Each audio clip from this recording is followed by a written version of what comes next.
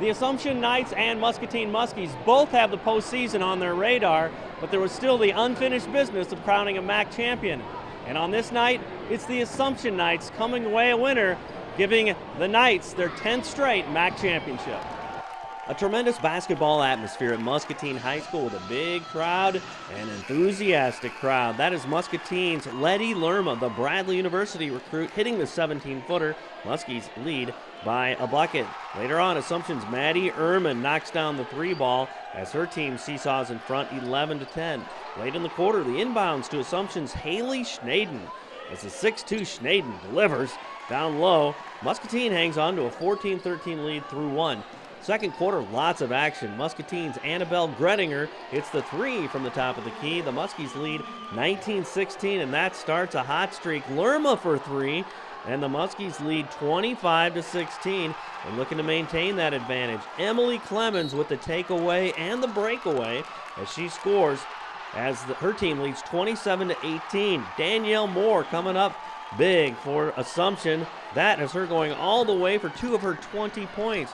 Later on, Muscatine trying to maintain the edge as Clemens beats the defense. It's 29-20 at that point. Clemens again challenging the people in the paint as Muscatine maintains the edge. But late in the half, it is Schnaden with the inside job. Assumption trails 33-26 at the intermission. In the third quarter, lots of action. That is Moore driving, and she's fouled, cutting it to 33-29. But Muscatine's Katie Schultz comes up big with the pull-up jumper. It's 37-29. Assumption goes inside to Schnaden again as they are committed to that. 37-31 at that point. She scores 18 points. Later, Moore on the drive again, and this one cuts Muscatine's lead to 37-35. Then it's Assumption's Riley Bayhan hitting the three ball, and the Knights lead 40-38 late in the quarter. It is Assumption trying to beat the buzzer. Ehrman crashes the board, gets it to go before the buzzer sounds. It's 44-40 Assumption heading into the fourth quarter as they outscored Muscatine 18-7 in that third period. In the fourth quarter, Schnaden coming up big again as Assumption leads 46-42. Muscatine goes to the three ball. Megan Teesey knocking it down from downtown, but her team still trails 49-45. Then it's Moore with the long rebound, and she drives, giving Assumption a 51-45 lead as the action continues to be hot. Then it's Teesey with another three ball, cutting Assumption's lead to 51-48. Now into crunch time. Emily Clemens with the drive. She scores, cutting it to 53-52. And deep into crunch time, under a minute to go. Clemens again getting aggressive, and she scores, tying the game at 59. Then, under 10 seconds to go, Assumption with the ball, and they go to Schnaden. And she gets it done with under 2 seconds to go, scoring to make it 61-59, and that turns out to be the winner as the Assumption Knights win it 61-59 to claim their 10th straight MAC championship. Yesterday we worked on situations, and our situation we were working on was 35 seconds, tie game. What are we going to do? We got the ball 40 seconds, had to break the press, tie game. So I guess we worked on the exact situation we ran into tonight. Defense has been our focus for quite a while. So to come in the second half and hold them to 7 points in the third quarter is huge.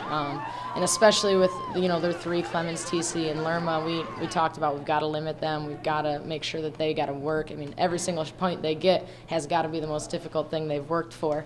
And our kids stepped up, and we were able to hold them a little bit. That Muscatine team is a very, very good team, and I mean they're going to go a long way in not only their playoffs, but I think they're going to give it a good shot at state. So for us to step up defensively was huge, give us some confidence that in a close game down the line, we can make stops that we need. Mm-hmm. Outright championship, and it's 10 in a row. I mean, that's just crazy talk for some people. That is. It's pretty nuts to think about. Being on both ends as a player and a coach now is kind of neat, but 10 is that's pretty incredible. Mm-hmm. And did you like the timing of this game too? I mean, obviously, you got PV on the brain, but man, right away you turn around and you're in the tournament.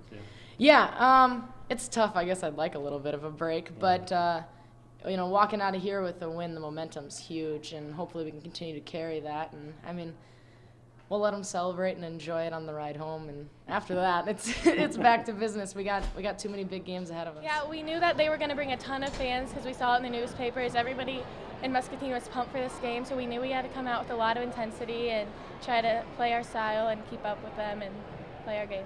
It seemed like there was a lot of playmaking and a lot of not playmaking. You know, execution-wise, it was great at times, and other times the defense really came through both sides. Yeah, we knew we just had to contain them on our defense because they're all really good shooters, and we knew what our defensive plan was, and we just had to stick to it and get through the game. You guys were down 9 or 10 at one point too. What was it like in rally mode when you're coming back? What was the key to chipping away at that deficit? Yeah, we just had to push the momentum and try to get into the game and try to push it down the court and get some layups because we started out not as fast as we wanted to, so we knew we had to go out with a lot of intensity. How perfect did that last play have to be execution-wise, you know, knowing there's, just precious ticks left? Yeah, there was not a lot of time left, so in the timeout she drew it up and we all knew what we were supposed to do, and we knew we wanted to get the ball to Haley, and we did, and she scored. And it's awesome. Well, how's it speaking to you that you guys have won it 10 in a row, and you were a little girl the first time when this streak began? Yeah, I remember watching it when I was little, and I just always was like, wow, that could be us one day, and now that it is, it's unbelievable. I mean, it was a really exciting game, and we were all really pumped to go outside, or to go out there and play, and we have a lot of girls that are either injured or sick, so we wanted to make sure that we could play for them and kind of make them proud. Talk about the ebb and flow of the game. I mean, you guys got up, they got up, I think, by double digits, and you came back. I mean, we had to come out there strong because it's hard when you get down like that, but we just had to come out with that much more intensity to get us going. Mm-hmm. You guys were committed to pounding it inside and then a couple key threes. I mean, it was pretty tough for them to defend.